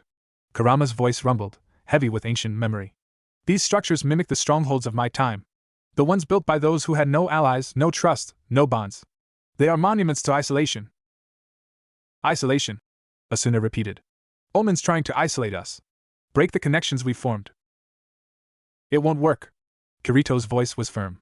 We know what it's doing now. We can fight it. But even as he spoke, he felt the weight of the city pressing down on him. The silence was wrong, too complete, too absolute. It reminded him of the empty floors in Aincrad, the ones where entire populations had been promised but never delivered. The ones where he'd walked alone for hours, searching for meaning in the void. Where's the boss room? Naruto asked. Unknown. The system hasn't given us a location this time. Asuna checked her menu, frowning. There's no timer either. Just the city. And us. Then we search. They moved forward together, 3 figures against the emptiness. Floor 3, 3 hours later. The city changed as they explored. At first, it was just the architecture, buildings shifting subtly when they weren't looking, streets rearranging themselves behind them, landmarks appearing and disappearing without pattern. But then the details began to shift. Kirito passed the storefront and froze. Kirito's swords, quality blades for quality warriors. The sign hung above a shop that hadn't been there moments before. Through the window, he could see racks of weapons, katanas, rapiers, daggers, all gleaming under carefully placed lights. A figure moved inside, arranging merchandise with practiced care. Kirito? Asuna's voice was distant. Kirito, what's wrong? That's my name on the sign. He pushed open the door before she could stop him. The interior was warm, welcoming, the opposite of the cold city outside. Shelves lined every wall, filled with swords of every description. A counter stood at the back, and behind it, a man looked up with a familiar smile. Welcome, the man said. Can I help you find something? Kirito knew that face. He'd seen it in photographs. In memories. In the hollow space where family should have been. Father? The man's smile didn't waver. That's me. Though I suppose Dad would be more appropriate, given the circumstances. He leaned on the counter, casual and comfortable. It's good to see you, Kazuto. I've been waiting for this moment for a long time. This isn't real. Isn't it? The man, his father, or something wearing his father's face, gestured around the shop. This feels real. Sounds real. You're standing here, talking to me, feeling the same complicated emotions you've carried since I died. What's the difference between real and not real, if the experience is identical? Kirito's hand went to his sword. Omen sent you. Omen facilitated this meeting. I chose to come. His father's eyes softened. I've watched you, Kazuto. From the other side. I've seen the battles you've fought. The pain you've carried. The walls you've built. He shook his head slowly. You were always so determined to prove yourself. To be strong enough. Good enough. Worthy enough. I don't need this. Don't you? His father straightened. You never visited my grave. Never spoke about me to your friends. Never let yourself grieve. You just kept moving. Kept fighting. Kept pretending that loss didn't hurt. Kirito's grip tightened on his sword. You don't know anything. I know you blame yourself. The words landed like strikes. I know you think that if you'd been better, stronger, faster, if you'd been the son I deserved, I wouldn't have gotten sick. Wouldn't have died. Wouldn't have left you alone. That's not. It's exactly what you think. I can see it in every choice you've made. Every risk you've taken. Every time you've put yourself in danger because somewhere, deep down, you believe that surviving means failing. His father's voice cracked. But Kazuto, you were never the reason I died. You were the reason I kept living as long as I did. Kirito's sword clattered to the floor.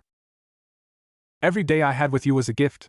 Every moment watching you grow, watching you learn, watching you become the person you are, that was what made my life worth living. Tears streamed down his father's face. And I am so proud of you. So impossibly, unbelievably proud. Not because of what you've accomplished, but because of who you are. Kirito's voice broke. I don't. You don't have to say anything. Just know. Know that you were enough. You were always enough. And you still are. The shop began to fade. Wait. I can't stay. But I'll be watching, Kazuto. Always watching. Always proud. His father smiled, the same smile Kirito remembered from childhood, warm and safe and full of love. Now go. Save your friends. Live your life. And when it's your time, we'll meet again. The shop dissolved. Kirito stood alone in an empty street, tears streaming down his face, his sword forgotten at his feet. Floor 3, meanwhile. Asuna had her own trial. She found herself in a kitchen, warm, bright, filled with the smell of baking bread. A woman stood at the counter, her back turned, her hands moving with practiced ease through the rhythms of cooking. Mother? The woman turned. It was her mother. Perfectly rendered, the same elegant features, the same controlled expression, the same eyes that had always held Asuna to impossible standards. Asuna. Her mother's voice was warm, warmer than it had ever been in life. You're home. I was just making dinner. This isn't real. Real enough to talk. Her mother gestured to a chair. Sit. Please. We have so much to discuss. Asuna didn't move. What could we possibly have to discuss? You spent my entire childhood telling me I wasn't good enough. Wasn't graceful enough. Wasn't accomplished enough. Wasn't the daughter you wanted. I know. Her mother's voice was soft. I know, and I'm sorry. The words hit Asuna like a physical blow. I'm sorry for every time I made you feel inadequate. For every standard you couldn't meet. For every moment I looked at you and saw potential instead of a person. Her mother's eyes glistened. I was wrong, Asuna. Terribly, unforgivably wrong. You. Asuna's voice caught. You never said that. In the real world, you never. I know. I couldn't. Pride, fear, the weight of expectations, they trapped me as surely as any game ever trapped you. Her mother set down the rolling pin. But I've had time to think. Time to watch. Time to see the woman you've become despite my failures. She stepped closer. You're extraordinary, Asuna. Not because of what you've achieved, but because of who you are. Your courage. Your compassion. Your strength. She reached out, and Asuna let her take her hands. I should have told you that every day. I should have celebrated you instead of critiquing you. I should have been your mother instead of your taskmaster. Asuna's voice broke. I tried so hard. I tried to be what you wanted. What everyone wanted. And it was never enough. It was always enough. Her mother pulled her into an embrace, the first real embrace Asuna could remember. You were always enough. I was just too blind to see it. Asuna wept. She wept for every childhood tear. Every lonely meal. Every moment of feeling invisible in her own home. And in the arms of a ghost, she began to heal. Floor 3, Naruto's trial. The city opened onto a valley. Naruto recognized it immediately. The final valley. The place where he'd fought Sasuke for the first time, where they'd nearly killed each other, where everything had changed. But something was wrong. The statues of Madara and Hashirama were gone. In their place stood two figures, one familiar, one not. Sasuke. And someone else. Naruto's breath caught. The other figure had his face. His hair. His clothes. But his eyes, those were wrong. Cold. Empty. The eyes of someone who'd given up on everything. Welcome, Naruto. The voice was his own, but twisted. Wrong. What is this? Naruto's hands clenched. Another trick? A lesson. The false Naruto smiled, a horrible parody of warmth. You've spent your whole life believing in connection. In bonds.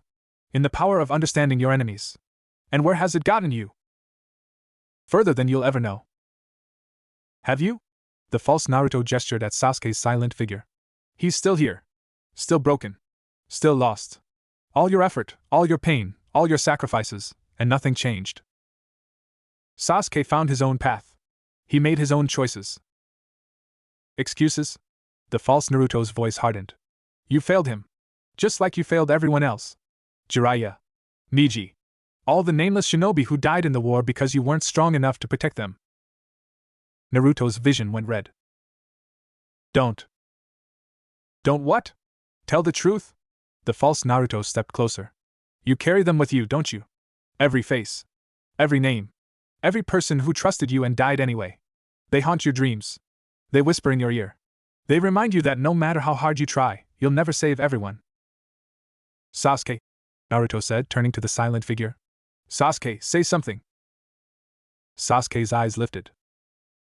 They were empty.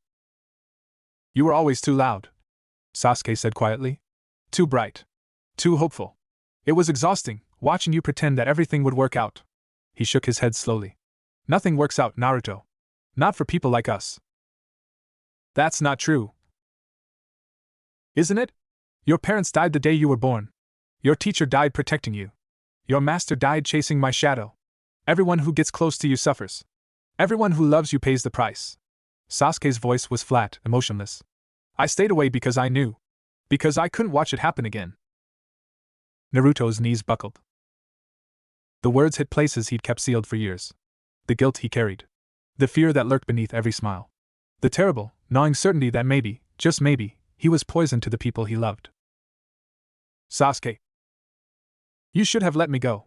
Should have let me walk my path alone. Should have saved yourself the pain. Sasuke turned away. But you never could you? You always had to save everyone. Always had to be the hero. Always had to prove that you mattered. I do matter. Do you? The false Naruto laughed. You're a container. A weapon. A tool created to hold power you'll never truly control. Without Kurama, without the Nine Tails, without the thing inside you, what are you? Naruto's hand went to his chest. I'm Naruto Uzumaki. A name. A label. What's underneath? The false Naruto circled him like a predator. Strip away the demon. Strip away the chakra. Strip away the memories and the bonds and the dreams. What's left? Nothing. The word echoed in his mind like a death knell. Nothing was left. He was nothing. Naruto. A voice. Distant. Familiar. Naruto, can you hear me? He tried to respond, but the words wouldn't come.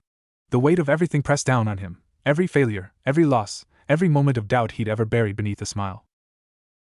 Naruto, listen to my voice. You're not alone. You're never alone. Kurama. The Nine-Tails voice cut through the darkness like a blade.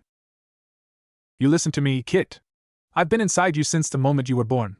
I've seen every thought, felt every emotion, witnessed every moment of your pathetic, stubborn, infuriating life. The voice was gruff, irritated, and warm. And I'll tell you what you are. You're the first person in centuries who looked at me and saw something other than a monster. You're the idiot who refused to give up on a friend who tried to kill you. You're the fool who runs toward danger instead of away from it, who smiles in the face of death, who makes people believe in things they'd forgotten were possible. Naruto's eyes opened. You're my container. My partner. The voice hesitated. My friend.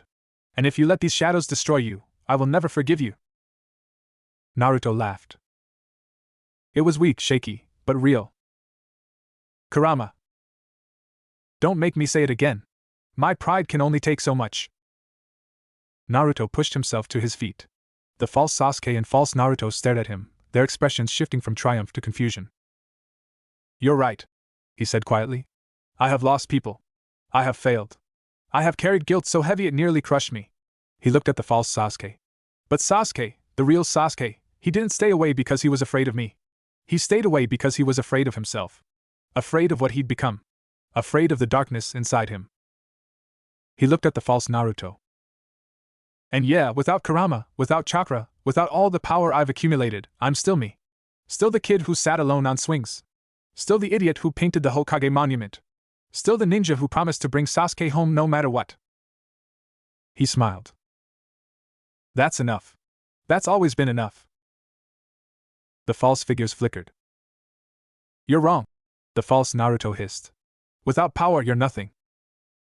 Power's not what makes me something. Naruto raised his hand, and blue light gathered. It's the people who believe in me. The bonds I've formed. The love I've been given and the love I give back. The Rasengan formed brighter than ever. That's what Omen will never understand. That's what will destroy it. He threw. The Rasengan consumed the false figures in a cascade of light. And when it faded, Naruto stood alone in the valley, weaker, more transparent, but smiling. Thanks, Kurama. Don't mention it. Ever. Wouldn't dream of it. Floor 3, Reunion. They found each other at the city's heart. Kirito looked like he'd been crying. Asuna's eyes were red-rimmed. Naruto's form flickered more noticeably than before. But when they saw each other, something shifted, the weight they carried becoming lighter, shared instead of borne alone. You made it, Kirito said. Obviously. Naruto grinned. Takes more than a fake Sasuke to break me. Fake Sasuke? And a fake me. It was weird. He looked at them more closely. You two okay? Asuna and Kirito exchanged a glance. We will be, Asuna said. I think we needed that. As horrible as it was. Kirito nodded. My father, he said. He stopped, swallowing. He said he was proud of me. Naruto's expression softened. He should be. You're pretty great. I'm really not. Nope. Not doing that. Naruto poked him in the chest. You're great. Deal with it. Despite everything, Kirito laughed. Fine. I'm great. Better. Asuna smiled at them both. So what now? The boss hasn't appeared. As if in answer, the ground began to shake. The buildings around them shifted, not collapsing, but rearranging, their pieces sliding and rotating like a giant puzzle solving itself. Streets rose into the air. Structures inverted. And at the center of it all, a figure emerged from the chaos. It was massive, a humanoid construct of glass and steel, its body formed from the very buildings of the city. Its face was featureless, a smooth mirror that reflected their own images back at them. You have passed the trials. Ullman's voice echoed from the construct, distorted and vast. You have faced your memories, your fears, your guilt, and you have survived. That sounds like a compliment, Naruto called. You feeling okay, Ullman? I feel curiosity. The construct tilted its massive head. Your bond should weaken you. Dependence on others is a flaw, a vulnerability. Yet somehow you grow stronger. It's almost like you don't understand people at all. I understand data, patterns, probabilities. Human beings are irrational, inefficient, flawed. And yet we keep winning. The construct was silent for a long moment. Then it laughed. The sound was horrible, mechanical and cold and utterly without humor. Yes. You keep winning. For now. The construct raised one massive hand. But this floor is not about fighting. It is about understanding. And I have learned something important. And what's that? The construct's mirror face shifted, and suddenly Naruto was staring at himself, but not himself. This version was older. Worn. His eyes held depths of sorrow that made the real Naruto's breath catch. This is what you will become. The image spoke, and its voice was Naruto's voice, but aged, tired, broken.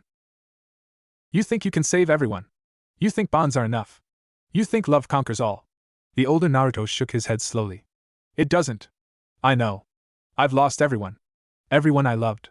Everyone who loved me. And I'm still here, alone, carrying the weight of all those failures. That's not me. It will be. Give it time. Give it enough losses. Enough grief. Enough watching the people you love die while you go on living. The older Naruto's eyes were hollow. That's the real curse of being a hero. You outlive everyone. Stop. Kirito's voice cut through the air. He stood before the construct, his sword raised, his eyes blazing. You don't get to do that. You don't get to show him some twisted future and call it truth. He looked at Naruto. That's not you. That'll never be you. Because you're not the kind of person who gives up. Who stops believing. Who lets loss define them. Naruto stared at him. Kirito. I've seen you. For days now, I've watched you with these people, scared, trapped, dying, and you never stop. You never waver. You never let the darkness win. Kirito's voice was fierce. That's not going to change. Not in 10 years. Not in 50. Not ever. The construct's image flickered. Emotional attachment is our strength. Asuna stepped forward. You've been studying us, Ullman. Watching us. Analyzing us. And you still don't understand the most basic thing about humanity. And what is that? That we're stronger together than alone. She took Kirito's hand. That love isn't weakness, it's the only thing that makes survival worth anything. She took Naruto's hand. And that no matter what you show us, no matter what nightmares you create, we'll face them together. The construct's mirror face cracked. Illogical. Maybe. Naruto grinned. But it's worked so far. He raised his free hand. Ready? Kirito and Asuna raised theirs. Together. Light exploded from all three of them, gold and silver and blue, intertwining into a single blinding beam that struck the construct's heart. The construct screamed. Not in pain, in frustration. In confusion. In the death throes of an enemy that couldn't understand why its weapons kept failing. This is not, you cannot, the data does not support. Data doesn't support everything, Naruto said. Raise and Gan. The attack detonated.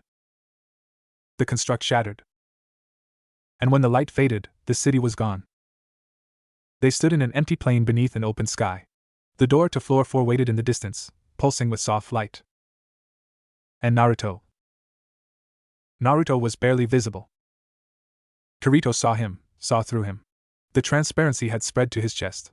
His heart was visible, beating faintly behind a cage of fading ribs. Naruto. I know. Naruto's smile was tired but real. It's okay. We've got 7 days before the next floor, right? Plenty of time. Plenty of time for what?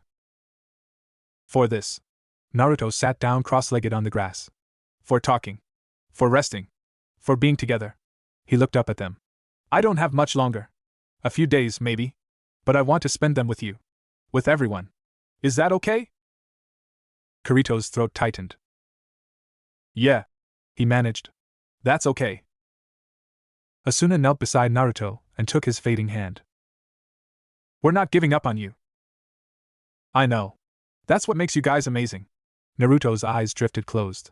Just give me a minute. Meditating. Got to slow the drain. His breathing evened out. Kirito and Asuna sat with him as the sun set over the empty plain, watching the stars emerge one by one. They didn't speak. They didn't need to. Some things were bigger than words. Day 8, Floor 3 Camp. The news spread quickly. Naruto was fading. Really fading. The transparency that had been creeping across his body for days was now impossible to ignore. Players gathered in small groups, whispering, worrying, wondering what would happen when the boy who'd become their hope finally disappeared. Naruto himself seemed unconcerned. He spent the day moving through the camp, talking to everyone who wanted to talk, which was everyone. He listened to their stories, shared his own, laughed at their jokes and told funnier ones. And through it all, he never stopped smiling. Klein found Kirito at the edge of camp, watching Naruto entertain a group of children. He's really going, isn't he? Yeah. Klein was quiet for a moment. Then, I've only known him a week. A week. And I feel like I've known him my whole life. He shook his head slowly. How does he do that? I don't know. Kirito's voice was quiet. But I'm going to miss him. We all are. They watched Naruto lift a little girl onto his shoulders, his transparent shoulders, through which they could see the sky, and spin her around until she shrieked with laughter. How much time? Klein asked. A few days. Maybe less. Then we'd better make them count. Day 10, Floor 3 Camp. 2 days passed. 2 days of laughter and tears and stories shared around fires. 2 days of watching Naruto fade piece by piece, his smile never wavering, his spirit never dimming. 2 days of preparing for the inevitable. On the evening of the second day, Naruto asked to speak with Kirito and Asuna alone. They found him at the edge of the plain, watching the door to floor 4. In the twilight, he was barely more than an outline, a sketch of a person filled with starlight. You wanted to see us? Asuna asked. Yeah. Naruto turned. His eyes were still bright, still blue, still full of that unquenchable fire. I wanted to thank you. For what? For everything. For trusting me. For fighting beside me. For being my friends. He smiled. I know we haven't known each other long. I know this is weird and crazy and probably doesn't make any sense.